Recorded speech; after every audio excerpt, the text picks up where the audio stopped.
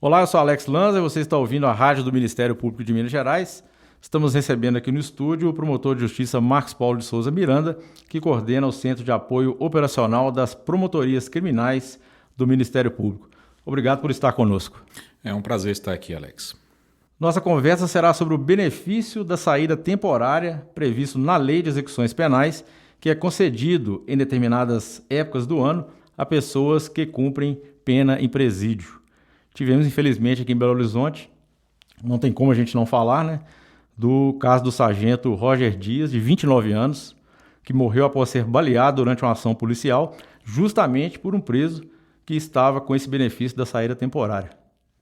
Para começar a nossa conversa, promotor, queria que o senhor explicasse para o nosso ouvinte como é que funciona essa lei e como é essa questão dessa saída temporária. Primeiramente, é importante a gente esclarecer que, a partir do momento que existe uma condenação penal, a legislação que vai disciplinar o cumprimento da pena é a chamada Lei de Execução Penal. Essa lei, a número 7.210, é do ano de 1984, Alex. Então, é uma lei que já tem 40 anos e ela foi concebida num momento em que a realidade social e a realidade da criminalidade no nosso país era absolutamente distinta daquilo que nós vivenciamos atualmente. Nós não tínhamos naquela época as organizações criminosas tão estruturadas, tão armadas, essa violência cada vez mais cotidiana, um aumento, um crescimento muito grande, sobretudo em razão da narcotraficância. Então, essa lei que estabelece o benefício da saída temporária para aqueles presos que estão em cumprimento de pena no chamado regime semiaberto. Essa questão ocorreu agora no final do ano por conta do Natal, mas o detento ele tem outras datas em que ele pode usufruir desse benefício, né? Sim, nós não podemos confundir o chamado indulto, que na maioria das vezes é concedido no final do mês de dezembro, que é o chamado indulto de Natal, que é, na verdade, uma prerrogativa do presidente da República de editar por meio de decreto uma norma que pode atenuar ou mesmo extinguir determinado tipo de penalidade. Então, o indulto tem uma natureza jurídica, agora a saída temporária, como eu disse anteriormente, é um benefício que pode ser concedido a qualquer época do ano.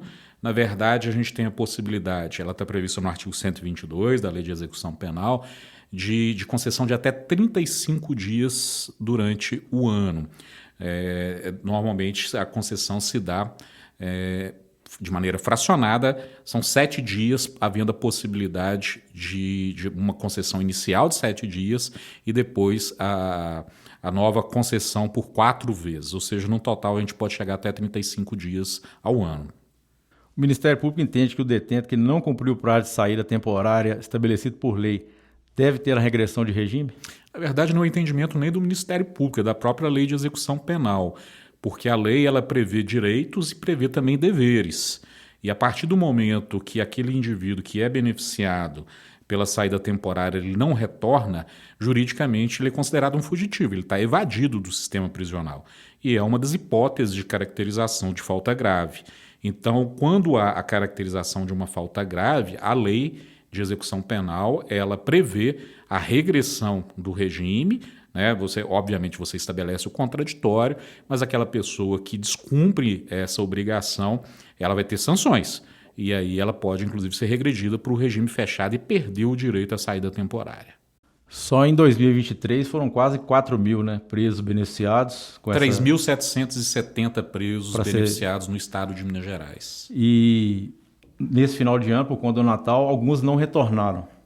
144 não retornaram no prazo fixado pela Justiça, até 1º de janeiro. Nós estamos atualizando, porque nós tivemos também a concessão na primeira semana de janeiro, não é somente no mês de dezembro. Então nós estamos atualizando, mas no período de meados de dezembro de 2023 até o dia 1º de janeiro de 2024, foram 144 pessoas beneficiadas que estavam na condição de evadidas. Alguns ainda não não retornaram aos presídios, não foram recapturados pela polícia. O MP entende também da questão de provocar a justiça para expedir mandato de prisão contra essas pessoas? Sim, é fundamental. né, também é uma decorrência da própria lei, e a partir do momento que a pessoa está foragida, há necessidade da expedição do mandado de prisão para que ela possa ser recapturada e dê continuidade ao cumprimento. E, Alex, uma coisa que é importante a gente ressaltar, que nós não estamos falando aqui de um processo de conhecimento. O processo de conhecimento é aquele que ainda está apurando se a pessoa é responsável. Nesse caso, não. Nós estamos trabalhando com pessoas que foram processadas com direito ao contraditório, a todos os recursos e estão cumprindo pena. Então não há se dar o benefício para essas pessoas do benefício da dúvida se elas são responsáveis ou não. Elas já foram condenadas. E a partir do momento que existe uma condenação, um dos requisitos para que haja concessão da saída temporária é o comportamento adequado. Esse é fundamental. O comportamento adequado ele deve ser demonstrado não somente pela ausência de faltas graves anotadas no prontuário, mas também através da demonstração do senso de autodisciplina, de inexistência de outras infrações cometidas, por exemplo, durante o trabalho externo. E nesse caso do Elbert, que foi o assassino do sargento Dias, ele já tinha se envolvido no curso do cumprimento da pena no regime semiaberto e na prática de crime de furto de veículo. E o Ministério Público já havia pedido a suspensão dos benefícios anteriormente. Então, há necessidade de se ter um pouco mais de critério na análise daquilo que nós chamamos dos requisitos subjetivos. E outra coisa que é importante, a saída temporária ela pode ser acompanhada da chamada monitoração eletrônica. Ou seja, você concede o benefício da saída, mas a pessoa vai sair de tornozeleira e nesses casos, né, sobretudo de pessoas envolvidas com crimes graves, pessoas que às vezes são reincidentes, como é o caso, né, especificamente do assassino do policial militar, seria muito recomendável que essa medida, se cabível, no nosso modo de entender não seria cabível, mas se o fosse, que houvesse também o complemento da monitoração eletrônica, porque isso daria uma possibilidade um pouco maior de controle por parte do Poder Judiciário e das forças de segurança em geral. Veja bem, dos 144 que não retornaram, nós temos mais de 40 sendo procurados e é uma verdadeira busca de uma agulha no palheiro, porque as polícias precisam gastar energia, uma vez que nós não temos como identificar essas pessoas com metodologia mais inteligente, como a monitoração eletrônica. E além dessa questão, a Polícia Militar informou também que entre esses que não retornaram, alguns de alta periculosidade, inclusive envolvidos com organizações criminosas, enfim. Né? 5 deles têm envolvimento com organizações criminosas, inclusive de tráfico internacional de drogas, e também pessoas envolvidas com explosão de caixas de banco, né? de assalto a agências bancárias. Então, realmente demonstra o risco a que a sociedade é exposta em decorrência desse tipo de benefício. O fato de nós termos aí mais de 5% dos beneficiados não retornando é algo que deve acender realmente a luz amarela, a vermelha e chamar a atenção dos órgãos competentes para verificar se essa legislação de 84 ela atende às exigências sociais da atualidade. Isso incumbe ao Ministério Público, ao Poder Judiciário? Não, porque quem dita a legislação penal, de execução penal em nosso país é o Congresso Nacional. Para finalizar, a nossa última pergunta, o senhor até já entrou nessa questão, é o projeto de lei que tramita no Senado, né, referente a essa questão da saída temporária. Como é que o senhor vê esse projeto? O que ele pode trazer de positivo para essa questão que é tão polêmica?